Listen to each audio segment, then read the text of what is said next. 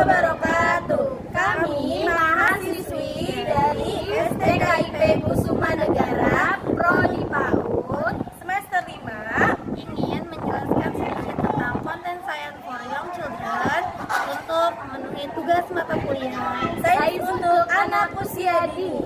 Praktik sains yang dapat kita lakukan sebagai pengenalan awal pembelajaran ilmiah untuk anak usia dini, yaitu dimulai dari rasa ingin tahunya. Anak usia dini memiliki rasa ingin tahu itu yang sangat besar. Salah satu cara yang dapat mengembangkan rasa ingin tahu anak yaitu dapat dilakukan dengan cara bereksplorasi. Ada banyak fenomena yang dapat dieksplorasi oleh anak. Banyak konsep dasar yang harus diperkenalkan dan banyak topik yang dapat dipilih.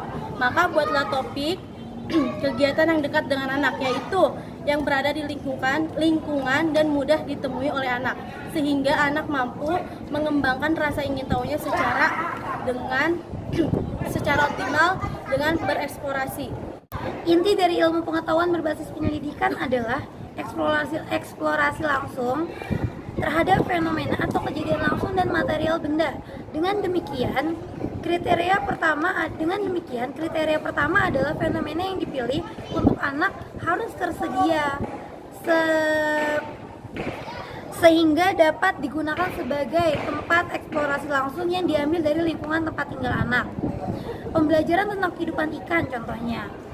Eksplorasi ini memenuhi kriteria tersebut. Pembelajaran lainnya meliputi cahaya dan bayangan, benda bergerak, struktur dan siklus hidup tanaman dan hewan. Contoh pembelajaran yang tidak memenuhi kriteria untuk melakukan eksplorasi dalam pemahaman anak seperti contohnya dinosaurus.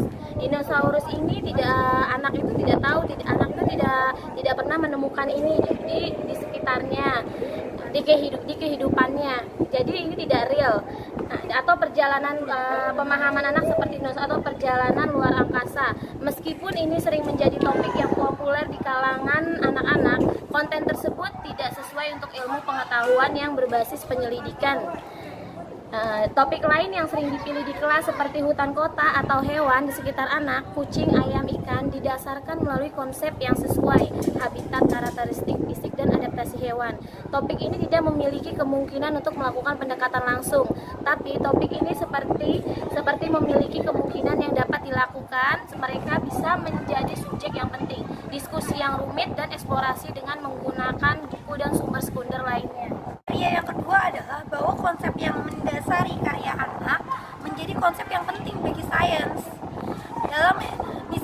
Dalam eksplorasi ikan, konsep dasarnya adalah perilaku ikan. Nah, ikan ini tidak berjalan seperti manusia, tapi ikan berenang. Ini kita dapat memberitahu ke anak-anak bahwasanya tidak semua makhluk hidup melakukan kegiatannya sehari-hari dengan berjalan. Nah, contohnya ikan yaitu dengan berenang. Ikan memiliki sirip, ikan memiliki insang untuk bernapas, dan ikan memiliki ekor maupun siripnya untuk berenang. Mempelajari bayangan adalah contoh lain, di mana pengalaman anak membangun fondasi untuk memahami konsep kunci tentang cahaya, bahwa cahaya itu bergerak dalam garis lurus.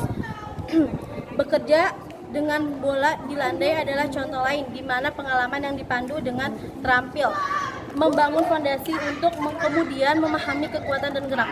Saya ingin mencontohkan cara memainkan bola di lantai. Ya, ini digelindingkan saja ya. 1, 2, 3.